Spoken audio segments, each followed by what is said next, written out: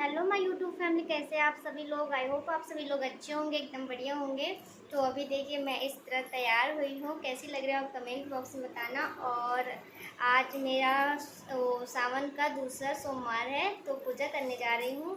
तो देखिए सभी तैयारियाँ हो गई हैं, फिलहाल मैं आपको दिखा देती हूँ। गाइस अभी हम बना रहे हैं शिवलिंग।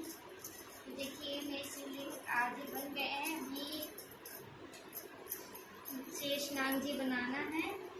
थोड़े से बचे हैं, बस थोड़े से, ये पूरे कंप्लीट हो जाएंगे। आपको कैसे लग रहा है मेरे शिवलिंग भगवान जी? देखिए दिखाओ, ये देखिए गाइस, राम राम लिख के बेलपत्र अपनी तैयार कर ली है और सभी चीज़ें रख ली हैं। ये मेरे शिव भगवान जी हैं, ये मैंने अभी बनाए हैं अपने हाथों से। और ये सब सामान, सभी सामग्री मैंने तैयार कर ली। अब करेंगे हम पूजा। मेरे लड्डू गोपाल जी, जब मैं पूजा करती हूँ तो इनको ज़रूर बैठालती हूँ ताकि इनकी भी मैं साथ में पूजा करूँ। और तब हम अपनी दीपक वगैरह जलाएंगे और पूजा स्टार्ट करेंगे। ओके। तो गाइस अभी हमने पूजा शुरू कर दी है, आप देख ही सकते हैं। और सच में इतना मतलब भारी भारी पहन के कितना यार, बहुत ज़्यादा गर्मी लग रही थी क्योंकि आज की बारिश भी नहीं हुई थी। इसकी वजह से धूप भी बहुत ज़्यादा निकली थी, तो बहुत गर्मी लगी थी। और फ़ैन भी ऑन नहीं कर सकते थे क्योंकि फ़ैन ऑन करते थे तो दिया बुझ जाती ना, इसलिए नहीं किए। फिर किसी तरह पूजा हम लोग बहुत ही अच्छे से किया और हमारी पूजा भी बहुत ही अच्छे से हो गई।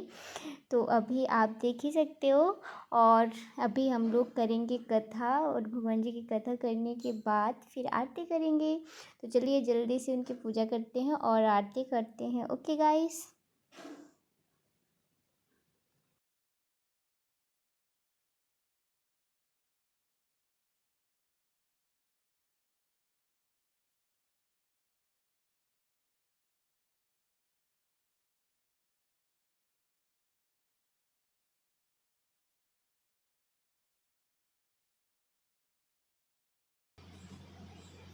आज सोमवार की व्रत कथा। एक साहूकार बहुत ही धनवान था, उसे किसी प्रकार की कोई कमी नहीं थी, परंतु पुत्र न होने के कारण वह अत्यंत दुखी था। वह इसी चिंता में रात दिन रहता था और इसीलिए वह पुत्र की कामना हेतु प्रति सोमवार को शिव जी का व्रत और पूजन किया करता था। सायंकाल को जाकर शिव जी के मंदिर में दीपक जलाया करता था। उसके इस भक्ति भाव को देखकर एक समय श्री पार्वती जी ने शिव जी महाराज से कहा, हे महाराज, यह साहूकार आपका अत्यंत भक्त है और सदैव आपका व्रत और पूजन बड़ी श्रद्धा से करता था, इसकी मनोकामना पूर्ण करनी चाहिए। शिव जी ने कहा, पार्वती, यह संसार कर्म क्षेत्र है। जिस प्रकार किसान खेत में जैसा बीज बोता है वैसा ही फल काटता है, उसी तरह इस संसार में जो जैसा कर्म करता है वैसा ही फल भोगता है। पार्वती ने अत्यंत आग्रह से कहा कि महाराज, जब यह आपका ऐसा भक्त है और यदि आप इसको किसी प्रकार का कोई दुख है तो उसको अवश्य दूर करना चाहिए, क्योंकि आप तो सदैव अपने भक्तों पर दयालु हैं, उनके दुखों को दूर करते। यदि आप ऐसा नहीं करेंगे तो मनुष्य क्यों आपकी सेवा व्रत पूजा करेंगे। पार्वती जी क्या ऐसा आग्रह देख शिव जी महाराज प्रसन्न हो कहने लगे कि हे पार्वती, इसके कोई पुत्र नहीं है, इसी पुत्र चिंता में यह अति दुखी रहता है। इसके भाग्य में पुत्र न होने पर भी मैं इसको पुत्र की प्राप्ति का वर देता हूँ, परंतु वह पुत्र केवल 12 वर्ष तक ही जीवित रहेगा। इसके पश्चात वह मृत्यु को प्राप्त होगा। इससे अधिक मैं और कुछ इसके लिए नहीं कर सकता। यह सब साहूकार सुन रहा था, इससे उसको ना कुछ प्रसन्नता हुई और ना कुछ दुख हुआ। वह पूर्ववत वैसे ही शिवजी महाराज को सोमवार व्रत और पूजा करता रहा। कुछ काल व्यतीत हो जाने पर साहूकार की स्त्री गर्भवती हुई और 10वें महीने उसके गर्भ से अति सुंदर पुत्र की प्राप्ति हुई। साहूकार के घर में बहुत खुशी मनाई गई, परंतु साहूकार ने उसकी केवल 12 वर्ष की आयु जान कोई अधिक प्रसन्नता प्रकट नहीं की और न किसी को भेद बतलाया। जब पुत्र 11 वर्ष उस बालक की माता ने उसके पिता से उसके विवाह के लिए कहा, परंतु साहूकार कहने लगा, मैं अभी इसका विवाह नहीं करूंगा और काशी जी पढ़ने के लिए भेजूंगा। फिर उस साहूकार ने अपने साले अर्थात बालक के मामा को बुलाकर उसको बहुत सा धन देकर कहा, तुम इस बालक को काशी जी पढ़ने के लिए ले जाओ और रास्ते में शिव जिस जगह भी जाओ वहाँ यज्ञ करते, दान देते और ब्राह्मणों को भोजन कराते जाओ। इस प्रकार वह दोनों मामा भांजे सब जगह यज्ञ करते और ब्राह्मण को भोजन कराते जा रहे थे। रास्ते में उनको एक शहर दिखाई पड़ा। उसी शहर के राजा की कन्या का विवाह था और दूसरे राजा का लड़का जो विवाह के लिए बारात लेकर आया था वह एक आंख से काना था। लड़के के पिता को इस बात की बड़ी चिंता थी कि कहीं वर को देख कन्या के माता पिता विवाह में किसी प्रकार की अड़चन न पैदा करते। इस कारण जब उसके अति सुंदर सेठ के लड़के को देख तो मन में विचार किया कि क्यों न द्वारचार के समय इस लड़के से वर का काम ले लिया जाए। ऐसा विचार कर राजा ने उस लड़के और उसके मामा से भी कहा तो वह राजी हो गए और साहूकार के लड़के को स्नान आदि करा, वर के कपड़े आभूषण पहना, घोड़े पर चढ़ा, दरवाजे पर ले गए और बड़ी शांति से सब कार्य हो गया। अब वर के पिता ने सोचा कि यदि विवाह कार्य भी इसी लड़के से करा दिया जाए तो क्या बुराई है। ऐसा विचार कर उसके मामा से कहा, यदि आप फेरों और कन्यादान का काम भी करा दे तो आपकी बड़ी कृपा होगी और हम इसके बदले में आपको बहुत सा धन देंगे। उन्होंने यह भी स्वीकार कर लिया और विवाह कार्य बहुत अच्छी तरह से हो गया। परंतु जिस समय लड़का जाने लगा तो उसने राजकुमारी की चुंडी के पल्ले पर लिख दिया कि तेरा विवाह तो मेरे साथ हुआ है, परंतु जिस राजकुमार के साथ तुमको विदा करेंगे वह एक आंख से काना है और मैं तो काशी जी पढ़ने जा रहा हूँ। उस राजकुमारी ने जब चुंडी पर ऐसा लिखा हुआ पाया तो उसने राजकुमार के साथ जाने से इनकार कर दिया और कहा कि यह मेरा पति नहीं है, मेरा विवाह इसके साथ नहीं हुआ है। वह तो काशी जी पढ़ने गया। राजकुमारी के माता पिता ने अपनी कन्या को विदा नहीं किया और बारात वापस चली गई। उधर सेठ का लड़का और उसके मामा काशी जी पहुंच गए। वहां जाकर उन्होंने यज्ञ करना और लड़के ने पढ़ना शुरू कर दिया। जब लड़के की आयु 12 वर्ष की हो गई तब एक दिन उन्होंने यज्ञ रचा रखा था।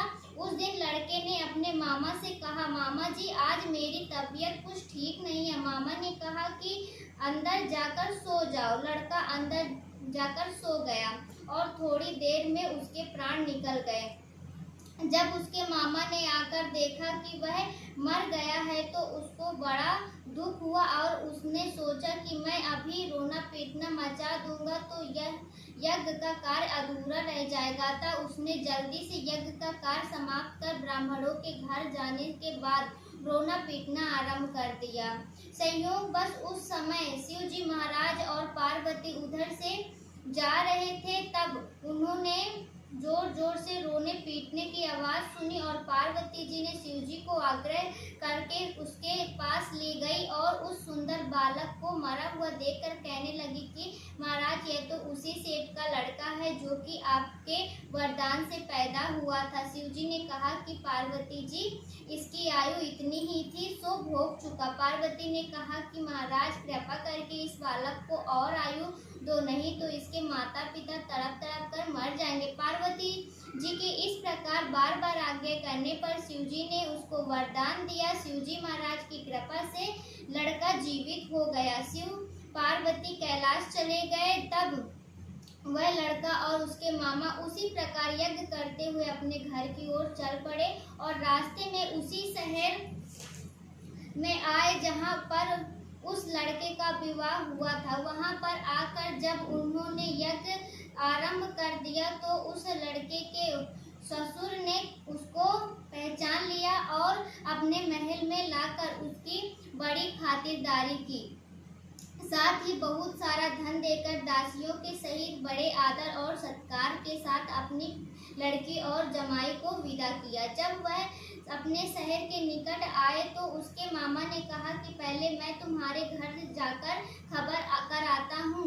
उस समय उसके माता पिता अपने घर के छत पर बैठे हुए थे और उन्होंने यह प्रण कर रखा था कि यदि हमारा पुत्र सकुशल घर आया तो राजी खुशी से नीचे जाएंगे, नहीं तो छत से गिरकर अपने प्राण दे देंगे। इतने में उस लड़के के मामा ने आकर यह समाचार दिया कि आपका पुत्र आ गया है, परंतु उनको विश्वास न आया। तब उसके मामा ने शपथ पूर्वक कहा कि आपका पुत्र अपनी स्त्री तथा बहुत सा धन लेकर आया है। तो सेठ ने बड़े आनंद के साथ उनका स्वागत किया और वे बड़ी प्रसन्नता के साथ रहने लगे। इसी प्रकार जो कोई भी सोमवार के व्रत को धारण करता है अथवा इस कथा को पढ़ता है या सुनाता है, उसके दुख दूर होकर उसकी समस्त मनोकामनाएं पूर्ण होती हैं। वह इस लोक में नाना प्रकार के दुख भोग कर अंत में सदा शिव के लोक को प्राप्त होता है। बोलो शिव भगवान की जय, बोलो पार्वती मैया की जय। ओंकारा बोले जय शिव ओंकारा, ब्रह्मा विष्णु सदा शिव, ब्रह्मा विष्णु सदा शिव, अर्धांगिनी धारा। ओम जय शिव ओंकारा, एकानन चतुरानन पंचानन राजे, भोले पंचानन राजे। हंसासन गरुड़ासन, हंसासन गरुड़ासन, वृषवाहन साजे। ओम जय शिव ओंकारा, दो भुज चार चतुर भुज, दस भुज अति सोहे, भोले दस भुज अति सोहे। तीनों रूप निरखते, तीनों रूप निरखते, त्रिभुवन जन मोहे। ओम जय शिव ओंकारा, अक्षमाला वनमाला, मुंडे माला धारी, भोले मुंडे माला धारी। चंदन मृग मद सोहे, चंदन मृग मद सोहे, भाले पे सोहे। ओम जय शिव ओंकारा, श्वेतांबर पीतांबर बाघांबर अंगे, भोले बाघांबर अंगे। शनकादिक ब्रह्मादिक, शनकादिक ब्रह्मादिक, भूतादिक संगे। ओम जय शिव ओंकारा, करके श्रेष्ठ कमंडल चक्र त्रिशूल धरता, भोले चक्र त्रिशूल धरता। जग करता जग भरता, जग करता जग भरता, जग पालन करता। ओम जय शिव ओंकारा, ब्रह्मा विष्णु सदा शिव, जानत अविवेका, भोले जानत अविवेका।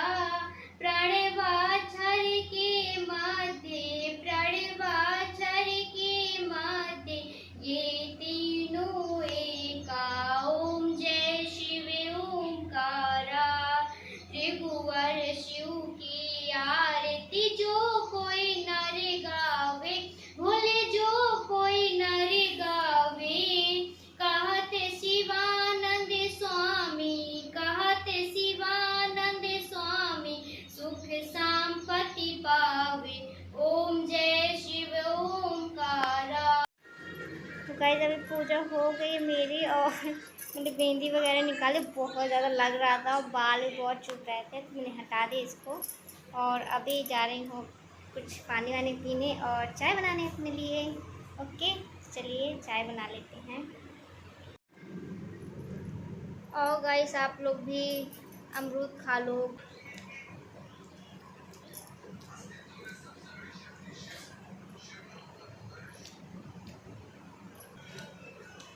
आप लोग कमेंट में बताइए कौन कौन व्रत रखे हैं।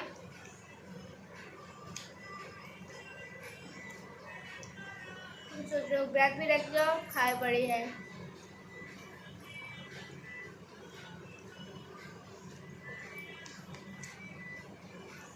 हमेशा पूजा करते करते मुझे टाइम बहुत हो जाता है। ओ चाय चढ़ी मेरी, चाय तो देख लो। अरे माता जी आ गई क्या?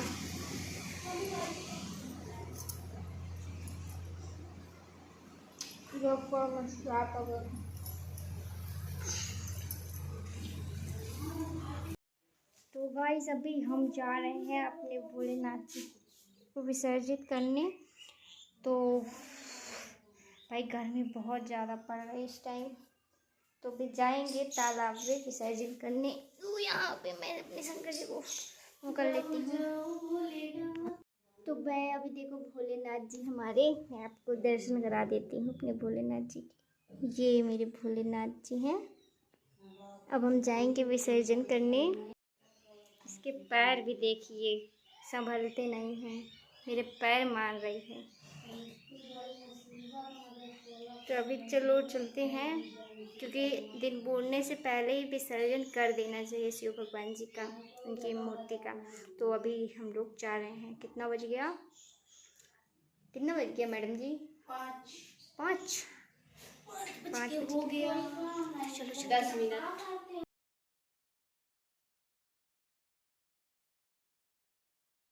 तो गाइस अभी आ गए हैं हम लोग तालाब में और अब विसर्जन करने वाले। देखिए कितना सारा तालाब भरा हुआ है गाइस, ये देखो। बचना नहीं, धक्का दे देंगे तो डूब जाएंगे।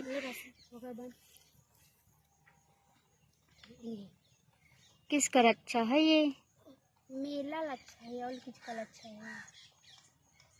मान से रक्षा बंधवा रही राशि से। राशि तुम्हारी चोटी बहुत अच्छी लग रही है, तो मैं इसी तरह की बांधती हो। तो ये मेरे भोलेनाथ जी हैं, अभी हम विसर्जन करेंगे इनका। तो देखो कितना बड़ा पेड़ है, दिखता हम लोग का वो रहा हमारा घर। ये देखो कितना सुंदर लग रहा है। हम लोग को मौका ही नहीं मिलता। भैंसें कितनी नहा रही हैं देखो, वो नहा रही हैं भैंसें। हेलो गाइस, तो अभी शाम हो गई है और हम लोग जा रहे हैं छत। तो देखो आपको यहाँ का व्यू दिखा देती हूँ। ये हमारी अमरूद है और अभी हम आ गए हैं अपने पहले छत पे, अब दूसरे छत पे जा रहे हैं। ये मानसून, और देखो गाइस फूल मेरे ड्रेस के कलर का फूल राजनी ने मुझे दिया है। और हम लोग गए थे ना तालाब से तोड़ के लिए, और यहाँ से आपको दिखा देती हूँ यहाँ का व्यू, बहुत अच्छा लग रहा है। ये देखिए गाइस, देखिए कितना अच्छा व्यू है, बहुत अच्छा लग रहा है ना। तो गाइस अभी हम ना, आज का ब्लॉग आपको कैसा लगा कमेंट बॉक्स में बताइएगा। और सच में भगवान के मतलब व्रत रहो तो इतना दिल को सुकून मिलता है, इतना अच्छा लगता है। तो अभी आपसे मिलेंगे नेक्स्ट ब्लॉग में, ओके। और मैं फ़ोटो क्लिक कर लूँ क्योंकि यहाँ का व्यू ना बहुत अच्छा लग रहा है कसम से। तो हम लोग थोड़ा सा वीडियो बना लें। यस, राशि को देखो खाए पड़े हैं। क्या खा रही हो राशि? ओली यस, बिरा रहा है आपको। बंदर हो तुम बंदर हो राशि तो सच में बंदरिया है। देखो दो चोटी की है राशि बंदरिया।